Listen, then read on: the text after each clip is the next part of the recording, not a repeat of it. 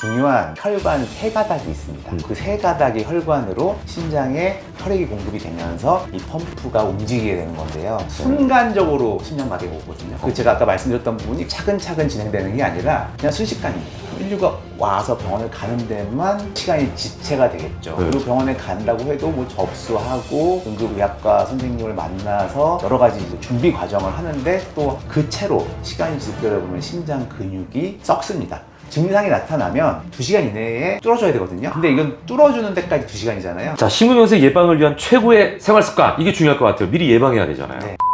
아니랑 이거 두 가지인데요. 여러분의 구독, 좋아요는 영상 제작에 큰 힘이 됩니다. 여러분, 사실 요즘 건강도 건강이지만 가계 지출을 신경 안 쓸 수가 없습니다. 병원비에, 약값에, 식비에, 교육비에, 거기다가 통신비까지 만만치 않잖아요. 그래서 저는 최근에 아주 똑똑한 선택을 했습니다. 여러분께 알려드릴까요? 인터넷만 새로 가입해도 최대 48만 원, 휴대폰은 최대 50만 원, 정수기 렌탈은 최대 30만 원까지. 더불어 인터넷 가입과 동시에 전화기는 안 바꾸고 통신사만 바꿔도 최대 30만 원 혜택을 준다니까요. 그리고 추천 이벤트도 있어요. 내가 가입하고 지인을 소개하면 신세계 상품권 4만 원이 중복 지급됩니다. 1명, 2명, 3명 지인 추천도 쌓이게 되면 나에게 고스란히 혜택이 돌아오겠죠? 꿀팁이라서 여러분께 알려드리고 싶은 겁니다. 자세한 내용은 전화 1670-2521로 거셔서 상담하시거나 네이버에 인터넷 비교원 검색하셔서 상담 신청해 주시기 바랍니다. 여러분, 건강도 챙기시고 통신비도 꼭 챙겨가세요. 역시 인터넷 비교원. 안녕하세요. 본인 소개 간단하게 좀 부탁드릴게요. 네, 저는 연세 든든내과 원장 김재현입니다. 요즘 심근경색 환자들 예전보다 많이 늘었나요? 많이 늘었죠. 연령대도 연령대는 많이 낮아졌고 예전에는 보통 이제 50대 이후에 의심을 했었거든요. 예. 요즘에는 40대는 너무 많고요. 30대에도 간혹 진단이 됩니다. 그리고 보통 이제 심근경색이 그 남성분들이 조금 더 발병률이 높거든요. 근데 요즘에는 여성분들도 많으세요.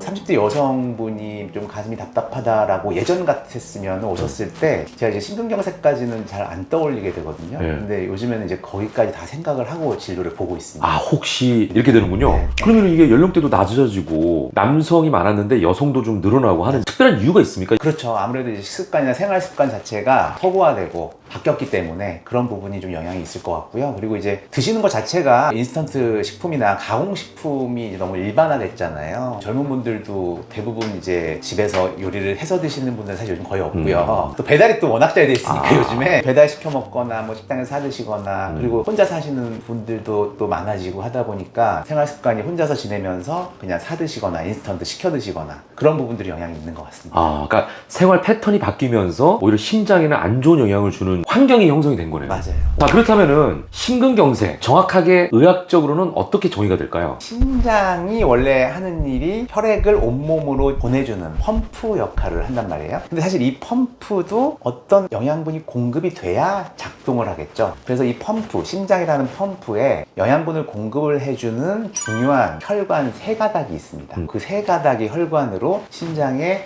혈액이 공급이 되면서 이 펌프가 움직이게 되는 건데요. 세 가닥의 혈관에 문제가 생기면 심근경색이 올 수 있는 건데, 문제라 그러면 터지거나 찢어질 수도 있겠지만 보통은 막히는 거죠. 혈관이 막히면 그 혈관으로 혈액 공급이 안 되고, 그 혈액 공급이 안 되면 그 혈관에서 에너지를 공급받는 근육이 움직이지 못합니다. 우리가 무릎 꿇고 오랫동안 이제 막 아버님 말씀 듣는다고 쥐가잖아요. 그렇죠. 저리거나. 예. 저리잖아요. 네. 그게 왜 저려요? 피가 안 통해서 저린 거거든요. 근육에 피가 안 통하니까 근육이 마비가 오고 경련이 오고 그러는 건데, 심장도 근육으로 이루어져 있습니다. 심근이라고 그러거든요. 그래서 그 근육이 잘 움직이면서 짜줘야 되는데 그 근육에 피가 안 통하니까 근육이 저려오겠죠. 근데 이제 우리가 일반적으로 무릎 꿇었을 때는 다리를 피면 이제 혈액순환이 되면서 풀리잖아요. 근데 심장 혈관은 막혀버리면 그걸 뚫어주기 전까지는 풀리지가 않겠죠. 그러면 그 채로 시간이 지속되다 보면 심장 근육이 썩습니다. 우리 다리 혈관이 계속 피가 안 통한다고 생각하면 감각이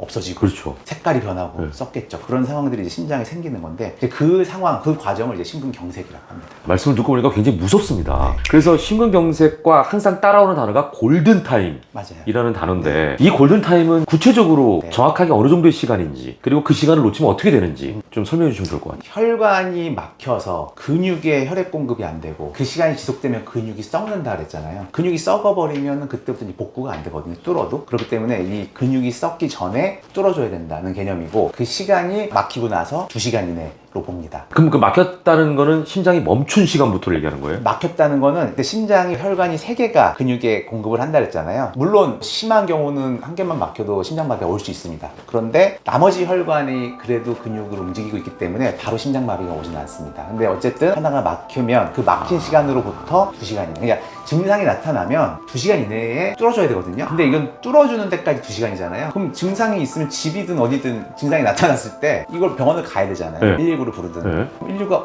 와서 병원을 가는 데만 시간이 지체가 되겠죠. 네. 그리고 병원에 간다고 해도 뭐 접수하고 응급의학과 선생님을 만나서 여러 가지 이제 준비 과정을 하는데 또 30분에서 1시간 정도 시간이 걸리기 때문에 사실은 골든타임 뭐 2시간 뭐 이게 중요한 것보다는 증상이 있으면 바로 간다. 이게 저는 중요한 겁니다. 그러니까 2시간 안에 이런 게 다 이루어지려면 그렇죠. 2시간의 시간이 넉넉한 시간이 아니네요. 그렇죠. 이게 내가 증상이 있고 이게 심근경색일 수도 있나? 골든타임이 2시간이라 그랬지? 그럼 이거 좀 마치고 해야겠다. 그게 아니라 그냥 증상이 있으면 바로 가셔야 됩니다. 그러면 이제 그때부터 빨라야 1시간에서 2시간이에요. 그러네요. 그만큼 촌각을 다투는 질병이 바로 심근경색이다 이렇게 볼 수가 있는데, 자 그렇다면 몸이 보내는 마지막 경고, 네. 이 신호를 우리가 알아차는 게 중요할 것 같은데 네. 뭐가 있을까요? 심장 혈관이 막히고 마비가 되면 결국엔 심장이 제대로 못 뛰기 때문에 혈압이 떨어지고 우리는 쓰러지거든요. 그때까지 가면 안 되잖아요. 그래서 초기에 나타나는 증상을 잘 캐치를 해야 됩니다. 초기에 나타나는 건 일단 심장이 우리 가슴에 있잖아요. 그래서 가슴이 답답하고 뻐근한 느낌, 마치 위에서 누가 깔고 누르고 있는 듯한 느낌. 내 가슴에 누가 올라탄 것 같아요. 그렇죠. 누가 이렇게 올라타서 엉덩이로 깔고 누르고 있는 느낌, 그런 느낌이 있다고 하고요. 짓눌리는 느낌, 쥐어짜는 느낌, 가슴 쪽이 그런 느낌이 난다 그러면은 반드시 심장 쪽 문제를 생각을 해야 되고요. 그리고 이게 뭐 갑자기 나타나지 않더라도 초기에는 증상이 있었다 없었다 할 수 있거든요. 근데 이게 증상이 있었다 없었다면 환자분들이 간과합니다. 잠깐 있다가 또 괜찮으면 괜찮네 하고 이제 병원을 안 가요. 근데 증상이 있었다 없었다 하는 걸 잘 생각해 보셔야 돼요. 보통은 이제 심근경색 초기에는 협심증이라고 하는 증상이 먼저 나타나는데, 운동을 하거나 심장이 좀 빨리 뛰는 그런 상황, 긴장하거나 스트레스 받거나 그럴 때 증상이 나타나거든요. 그러다가 또 그게 풀리면 괜찮아져요. 그때 심장에 나타나는 증상이래. 운동을 하면 심장이 좀 눌리는 느낌이 난다, 빨고 있는 느낌이 난다, 이걸 바로 캐치를 하셔야 됩니다. 그리고 평소보다 좀 숨이 차다, 내가 조금 걸었는데 집에서 화장실 가는데 왜 숨이 차지? 이런 느낌이 있을 수 있고요. 그리고 심장이 두근두근한다. 이 심근경색 초기에는 부정맥도 같이 동반이 될 수 있거든요. 그래서 꼭 통증이나 누르는 느낌이 아니더라도 평소와 다르게 심장이 좀 두근거리는 느낌? 내가 느끼는 건 두근거림이지만 실제로는 부정맥이 왔다 갔다 하고 있는 걸 수 있어요. 그것도 심장 혈관이 안 좋아졌을 때 나타날 수 있는 증상이기 때문에 그런 증상도 간과하면 안 되고요. 그러니까 아무 이유 없이 심장이 빨리 뛰는 거죠. 그렇죠. 그리고 보통 이제 심장 쪽 통증이라고 하면은 방사통이라고 하는데 목 쪽이랑 등 쪽, 어깨 쪽까지 같이 뻐근하다고 합니다. 이런 증상, 가슴이 답답하거나 짓누르는 느낌인데 이게 어깨나 등도 좀 뻐근한 느낌, 그게 있으면은 반드시 심장 쪽을 생각해야 된다. 그리고 이게 심근경색이라고 해서 무조건 다 치료를 제때 안 받는다고 사망하진 않아요. 어떻게 운이 좋게 그 막힌 채로 나머지 혈관들이 심장이 어쨌거나 공급을 하면서 심장 기능이 떨어지고 그 근육은 죽은 채로 지내시는 경우도 있거든요. 그 본인은 잘 모르고 그냥 지내세요. 통증이 왔다 그냥 참다 지내는데 어떻게 운이 좋게 다행히 심장마비까지 안 간 거죠. 근데 그런 경우는 심장 혈관 한 군데에서 제대로 그 근육의 공급이 안 되니까 심장이 제대로 쥐어짜주지 못하거든요. 그 펌프가 제대로 작동을 못한다, 근근이 작동을 한다. 근데 그렇다면 펌프가 제대로 작동을 안 하면 우리 몸의 혈액순환이 잘 안 되겠죠. 그러면 몸이 붓습니다. 근데 몸이 붓는데 일단 눈에 티가 나는 게 하지부조, 종아리 쪽을 눌렀을 때 손가락 모양이 푹푹 들어가거든요. 그런 게 나타나고, 우리가 몸이 붓는다는 거는 장기도 붓는다는 거거든요. 겉에서 봤을 때 붓는다는 건 안에도 붓는다는 건데, 그런 경우는 이제 폐 쪽에도 물이 찹니다. 그래서 숨이 차기도 하고요.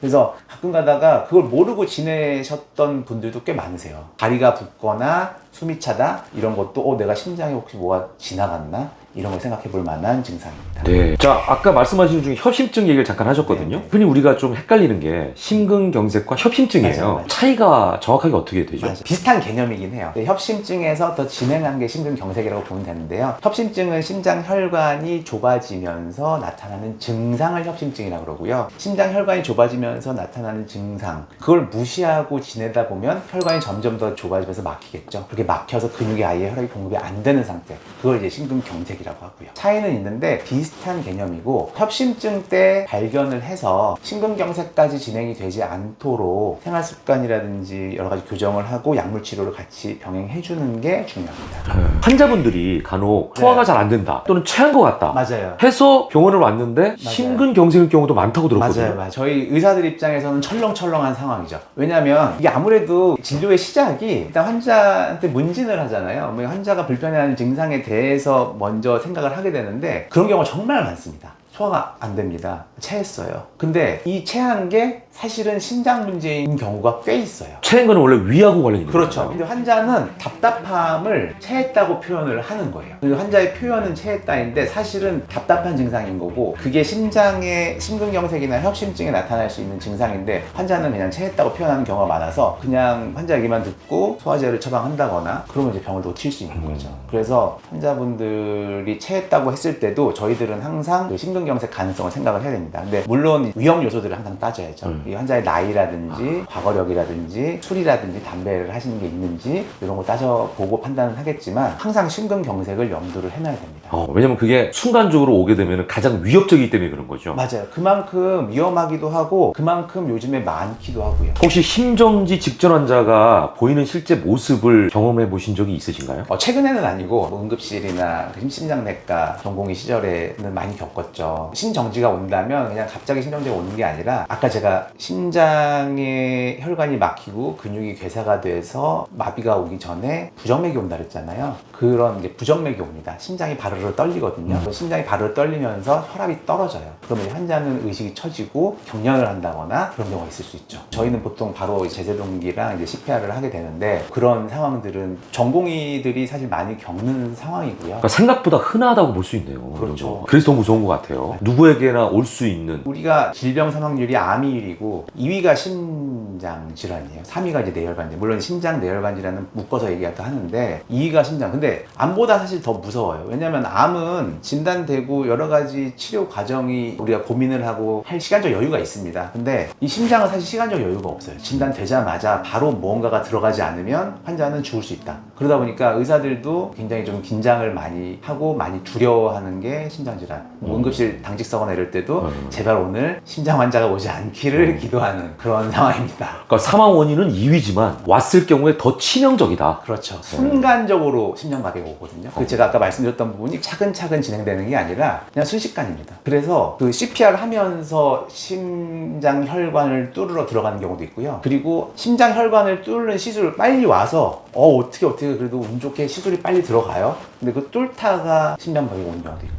심근경색이 왔지만 고쳤어요. 골든타임을 잘 지켜서. 그렇다고 해서 몸이 완전하게 완치가 되는 건가요? 아니면 그 이후에 후유증이 남나요? 보통 후유증이 남습니다. 왜냐면 일단은 심근경색이 와서 완치가 됐다는 거는 일단 시술을 받았다는 거거든요. 제때 와서 막힌 혈관을 뚫어줬다는 건데 그 막힌 혈관을 뚫었다는 거는 그냥 뚫고 끝나는 게 아니라 그 부분에 이제 스텐트라는 걸 넣게 되거든요. 스텐트라고 하면 예전에 볼펜 그 스프링처럼 그런 관을 넣게 돼요. 관이 혈관을 지켜주는 거죠. 근데 이 관을 넣었다고 해서 끝이 아닙니다. 이 관은 우리 몸의 입장에서는 이물질이거든요. 이물질이 몸에 들어오면 면역 반응 때문에 이 관 안에 노폐물이 또 차요. 그래서 이 노폐물이 생기지 않게 항상 관리를 해야 되고요. 그리고 그 관이 있기 때문에 치료는 됐지만 심근경색이 다시 발병할 수 있는 위험이 높아지죠. 왜냐하면 몸에 이물질이 들어있기 때문에. 찌꺼기가 더 잘 끼게 되는 거죠. 맞아요. 심장 스텐트를 넣기 시작한 지가 사실 얼마 안 됐어요. 그래서 그 심장 스텐트가 처음 시작이 됐을 때는 정말 획기적인 치료였죠. 심근경색 환자를 살릴 수 있는 길이 생겼으니까. 그래서 심장 스텐트를 조금만 막혀도 무조건 다 넣기 시작했어요. 근데 이걸 계속 그렇게 하다 보니까 오히려 심장 스텐트를 넣으신 분들이 더 안 좋아지는 상황이 생깁니다. 왜냐면 그게 우리 몸에서는 이물질로 인식을 해서 그거에 대한 면역 반응이 또 생긴다.